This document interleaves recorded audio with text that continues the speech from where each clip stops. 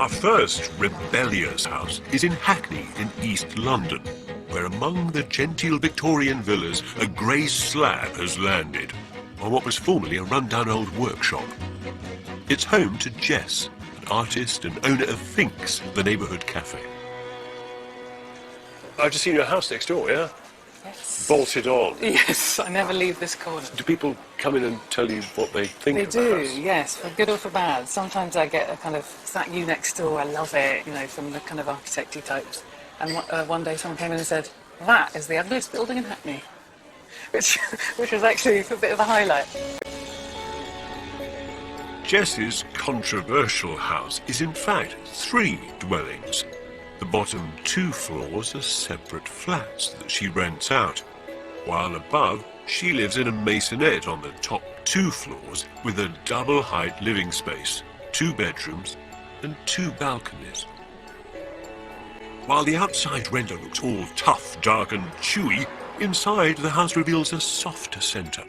Jess and her architect used thick lime wash to coat the concrete block walls. I really wanted to sort of have the honesty of the blocks, but kind of soften it so it's not too much like a prison. The lime wash and bronze handrail suggest the Mediterranean more than they do modern penitentiary. And through to the main act. Yes. Is it? Come on in. That's very clever. Big concrete frame Yep. with an infill of blockwork, just lime washed. The living area goes from a regular height kitchen past an enclosed balcony before opening into a lounge that's half normal height and half double height space.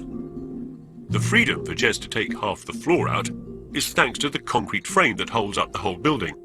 It was poured into formwork to make a 3D grid, which could then be infilled afterwards with the blockwork.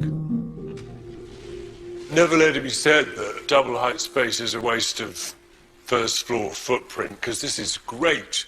Now, do you enjoy this, or do you really think, actually, I should have put a little mezzanine? No, I love it. I absolutely love it. The space over there is quite low, and actually, if it were anything else, it would feel quite cramped. As it is, that feels cosy because it's in comparison to this. Yeah.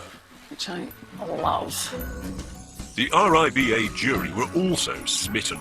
They noted the exquisite detailing, the strong and yet delicate design, and a love of concrete that derives from Jess's obsession with blocks. Before she took on the cafe, Jess was a conceptual artist. She'd been using blocks for years in her work.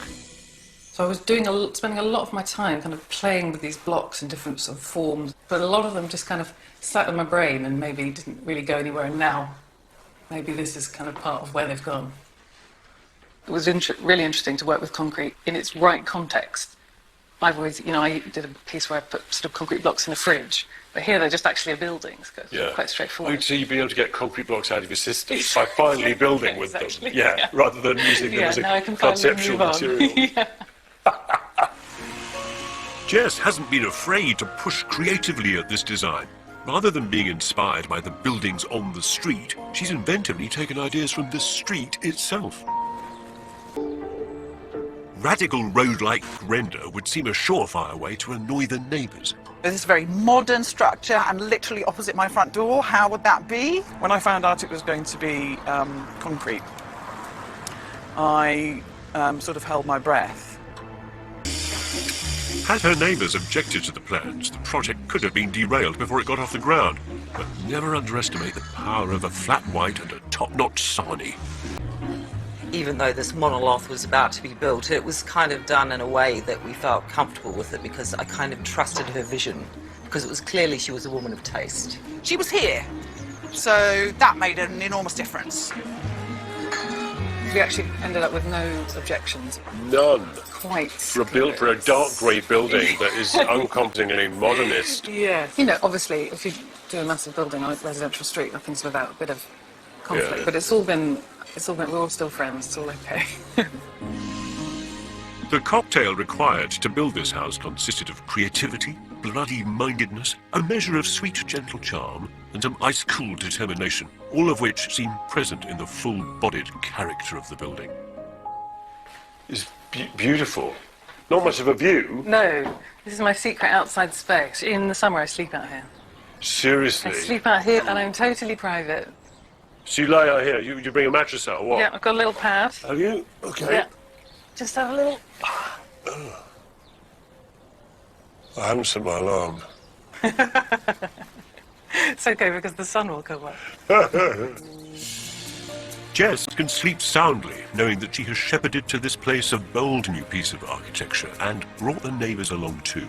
My honest opinion is I wish it was mine. I think it's beautiful. I think it really enhances the area. Well, mostly. I mean, I don't hate it, but I don't love it either, I'm sorry. On a bleak February afternoon, it is a little bit gulag. And so I've named it Gulag Chic. What a bold and beautiful building that is. The result of fertile minds working together, and that's the point. It's not a house which has come about through litigation or through pushing or aggression or, for that matter, appeasement. No, this is a building that's great thanks to a really rare process in construction, and that is creative collaboration.